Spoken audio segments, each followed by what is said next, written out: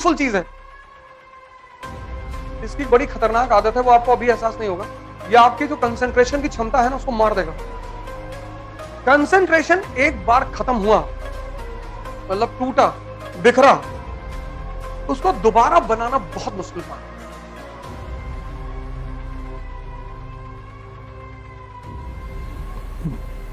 जय हिंद फ्रेंड्स।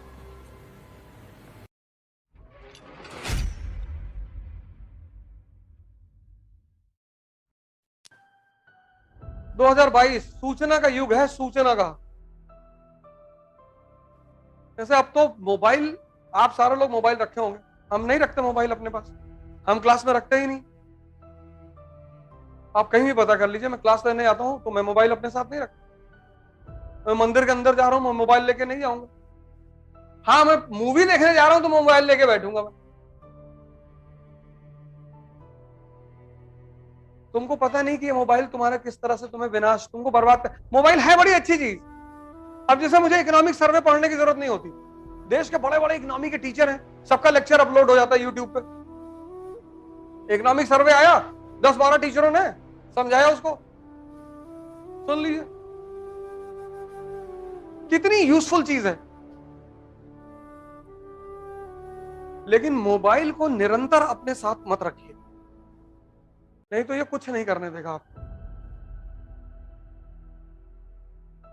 इसकी बड़ी खतरनाक आदत है, वो आपको अभी एहसास नहीं होगा।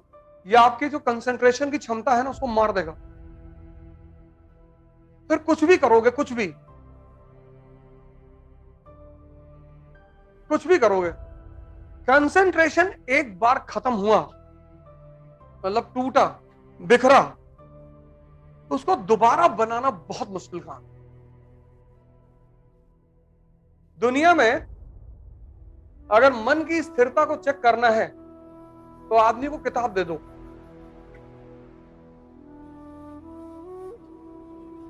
मन जो है ना, सारी किताबों को अब्सॉर्ब नहीं करता।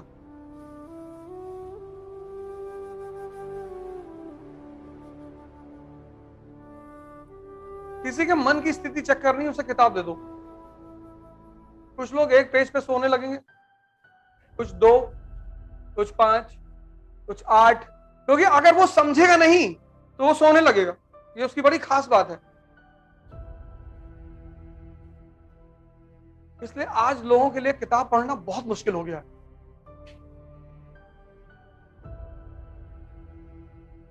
और उसकी मेन वजह है ये मोबाइल। इसने लोगों के कंसंट्रेशन को खत्म कर दिया, मार दिया।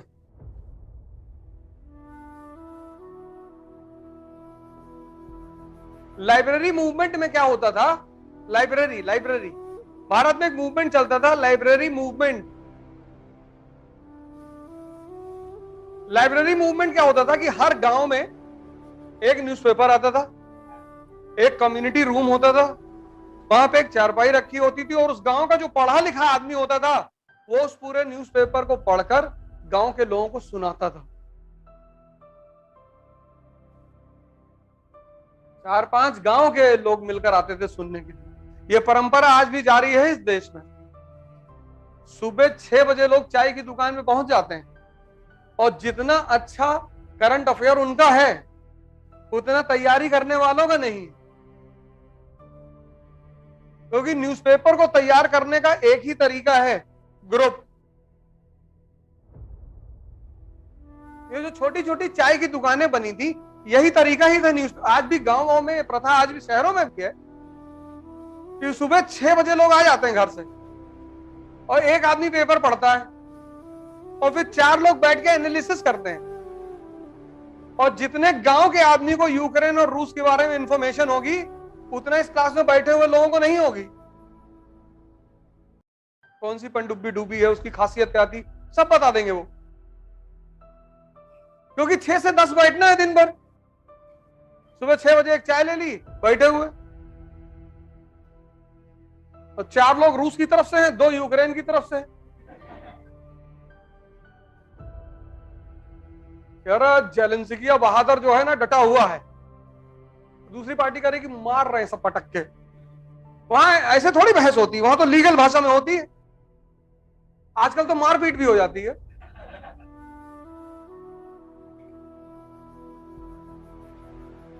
लेकिन एक बार मैं बार बार आपसे कहता हूं कि पढ़ने लिखने से कुछ नहीं होता ही नहीं, कुछ नहीं होता। पढ़ने लिखने से कुछ होता ही नहीं। पढ़ाई का एक ही उद्देश्य है, दिमाग को खोलना। E is equal to E, education is equal to enlightenment. मतलब जब तुम स्कूल से निकलो तो तुम्हें देखकर चीजें समझ में आनी चाहिए।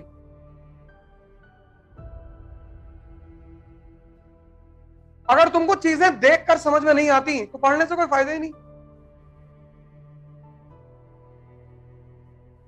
कुछ नहीं होता पढ़ने से, कुछ होता ही नहीं। पढ़ने का एकमात्र उद्देश्य है दिमाग को खोलना। पढ़ना नौकरी के लिए नहीं होता है। इस देश ने एजुकेशन को एम्प्लॉयमेंट बना दिया। पढ़ना मतलब नौकरी।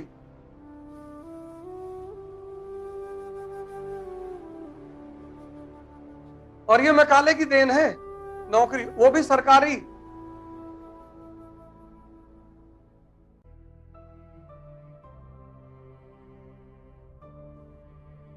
बाईस साल का लड़का यहां डिप्रेशन में, 22 ईयर्स, 19। इसीलिए जानवर की जो योनि है वो निकृष्ट योनि मानी गई है, क्योंकि वहां उत्थान का कोई रास्ता नहीं। जानवर इंद्रियों पर पैदा हुआ, इंद्रियों पर मरेगा। मनुष्य एकमात्र प्राणी है जो इंद्रियों पर पैदा तो हुआ है, लेकिन इंद्रियों से उठकर वो अपनी चेतना तक जा सकता है। मतलब भगवान बनने की क्षमता है उसके अंदर। ये धर्म का उद्देश्य है। जय हिंद।